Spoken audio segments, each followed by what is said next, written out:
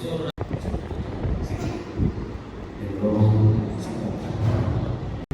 นะครับ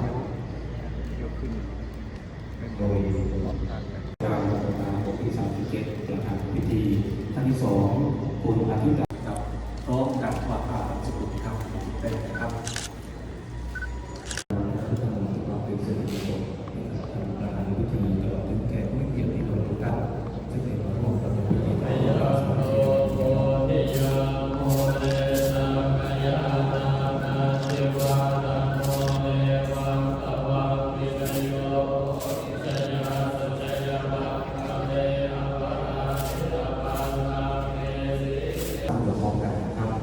นะโมตัสสะภะคะวะโตอะระหะโตสัมมาสัมพุทธัสสะ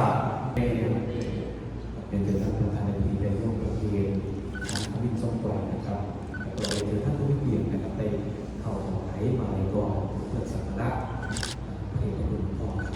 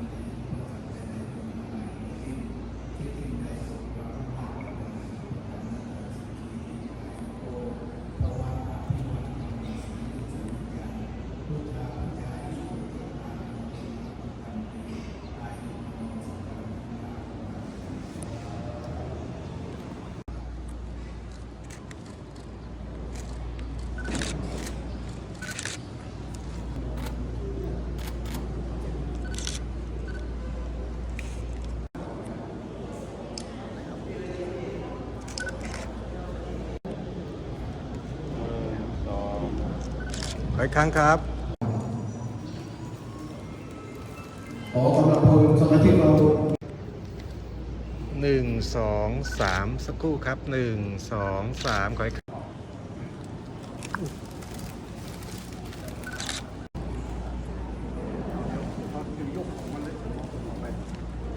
่ตำบลสันทรายอำเภอเมืองจังหวัดเชียงรายประสิทธิธรรมเดี๋ยวเราขอการนายกลงนะครับนายกนะครับ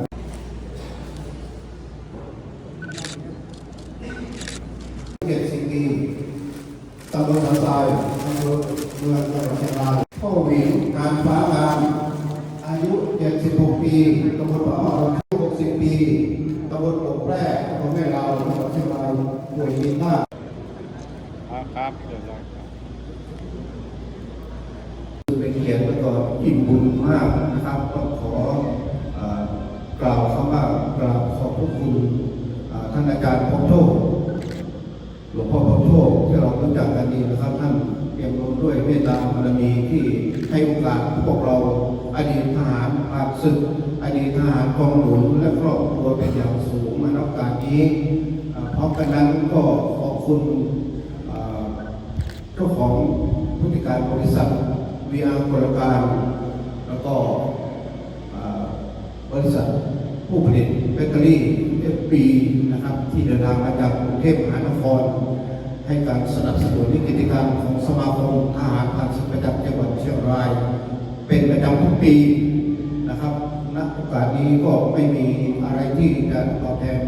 น้ำใจของพี่น้องได้จะได้บริหารจัดการ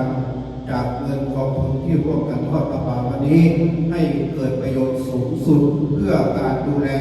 อดีตทหารผ่านศึกที่เคยเป็นรั้วของชาติบ้านเมืองมาก่อนให้เกิดประโยชน์สูงสุดแล้วก็คุ้มค่าต่อการที่ท่านได้ให้มีความเมตตาในการสนับสนุนกิจกรรมของสมาคมด้วยดีตลอดมาก็ขอกราบขอบพระคุณทั้งฝ่ายคณะสงฆ์และก็ฝ่ายคารวะตลอดจนถึงพี่น้องสมาชิกที่เดินทางมาจากต่างอำเภอทุกท่านมาณโอกาสนี้นะครับพร้อมกันนั้นจะได้นำรายชื่อของท่านไปประชาสัมพันธ์ที่สถานีวิทยุกระจายเสียงแห่งประเทศไทยจังหวัดเชียงราย FM 95.75 เมกะเฮิรตซ์